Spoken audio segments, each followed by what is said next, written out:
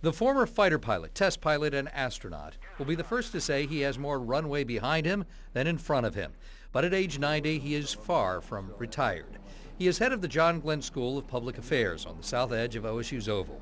And this self-described centrist Democrat is deeply troubled at the state of public policy today. In some ways, we have made it very unattractive for people to run for public office.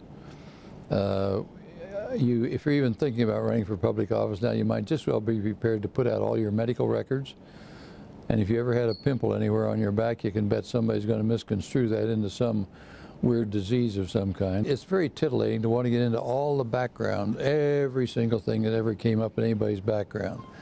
But I think we carry that pretty far. An interview with John Glenn is not a series of short sound bites and sensational clips. It is more long thought out and rationalized ideals. When I first got to Washington, this was I was sworn in January of '75, was elected in the election of '74. And there was much more working back and forth across the aisle at that time.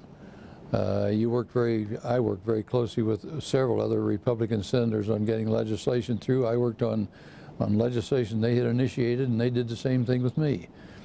And gradually through the years, I think there's been a development of far more stridency and competition between the parties, and part of it is money, part of it is media.